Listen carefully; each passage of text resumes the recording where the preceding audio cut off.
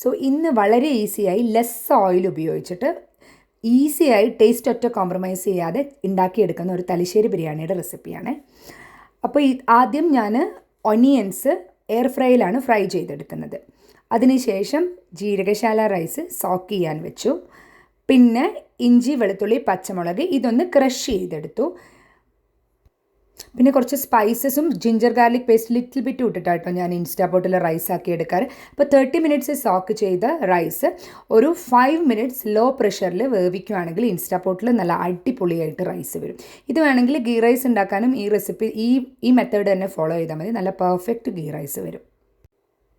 അതിനുശേഷം ചിക്കനെയൊക്കെ ജസ്റ്റ് ഒന്ന് കുറച്ച് മഞ്ഞൾ, മുളക്, മല്ലിപ്പൊടി, പിന്നെ ഗരം മസാല ഇട്ട് ഒന്ന് മാരിനേറ്റ് ചെയ്ത് ഞാൻ ഒന്ന് പാനിലിട്ട് ഫ്രൈ ചെയ്തെടുക്കുവാണ്. അങ്ങനെ ആകുമ്പം ഒരു ചിക്കൻ നല്ല ബോൾ പോലെയായി വന്നിട്ട് നല്ലൊരു ഭംഗി ഉണ്ടാവും ചിക്കനെ കാണാൻ. അപ്പോൾ അതിന് വേണ്ടിയിട്ടാണ് ഇങ്ങനെ ജസ്റ്റ് ഒന്ന് ഫ്രൈ ചെയ്തെടുക്കുന്നത്. അതും വളരെ കുറച്ച് ഓയിലിൽ ജസ്റ്റ് ഒന്ന് ഷാലോ ഫ്രൈ ചെയ്തെടുക്കുവാണ്.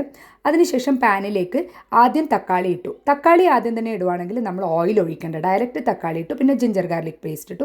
പിന്നെ ഞാൻ എയർ ഫ്രൈയിൽ ഫ്രൈ ചെയ്തെടുത്ത് ഒനിയൻസും കൂടെ ഇട്ടു.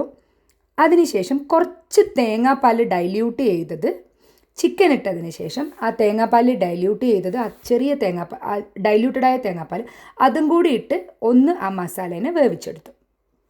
ഇതിനെ കാണാൻ നല്ല ലുക്ക് വന്നിട്ടുണ്ട്.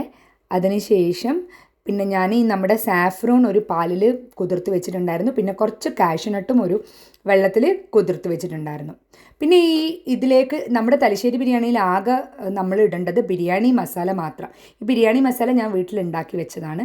അതിനുശേഷം കുറച്ച് മല്ലിപ്പൊടിയും നമ്മുടെ മിൻറ്റിൻ്റെ പൗഡറും പുതിനയും ഇട്ടു.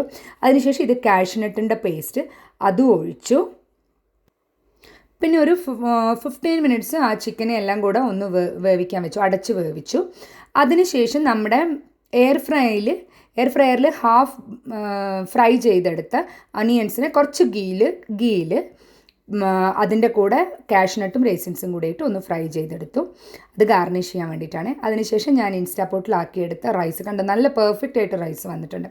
ആ റൈസ് ആ ചിക്കൻ മസാല ഉണ്ടാക്കിയ അതേ പാത്രത്തിൽ തന്നെ ഞാൻ അതിൻ്റെ മേലെ റൈസ് ഇട്ട് ദം ചെയ്യാൻ വെക്കുവാണ്.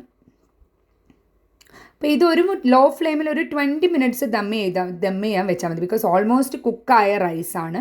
അപ്പോൾ പിന്നെ അധികം അപ്പം തന്നെ ആ നല്ലൊരു ഫ്ലേവർ അതിന് വരും, ആ റൈസിന് നല്ലൊരു ഫ്ലേവർ വരും. പിന്നെ അതിന് ശേഷം ഈ ഇതും കൂടെ ഗാർണിഷ് ചെയ്ത് ഒനിയൻസും കൂടെ ഗാർണിഷ് ചെയ്ത് പിന്നെ സാഫ്രൺ മിൽക്ക് ഒഴിച്ചു, ഗീയും ഒഴിച്ചിട്ടുണ്ടായിരുന്നു. ജസ്റ്റ് ഒന്ന് ഗീ ഒന്ന് കുറച്ച് മേലെ ഗീ ഇട്ടു, ഒരു സ്പൂൺ ഗീ ഇട്ടു. അതിനുശേഷം ഇത് 20 മിനിറ്റ്സ് ലോ ഫ്ലെയിമിൽ ഞാനൊന്ന് ദം ചെയ്യാൻ വെച്ചു. പിന്നെ ഇത് കുക്ക് ചെയ്തെടുക്കുമ്പോഴുണ്ടാവുന്ന ആ മണമില്ലേ, എൻ്റെ സാറേ ഒരു രക്ഷയില്ല വീട്ടിൻ്റെ ഉള്ളിൽ. ഇപ്പം നമ്മുടെ അടിപൊളി തലശ്ശേരി ബിരിയാണി റെഡി ആയിട്ടുണ്ട്. അടിപൊളിയായിരുന്നു. ഇത് പിറ്റേ ദിവസം കഴിക്കാൻ ആക്ച്വലി ഉണ്ടാക്കിയ ദിവസത്തിനെക്കാട്ടും അടിപൊളിയാട്ടോ. Let me know your feedback in comments. Thank U.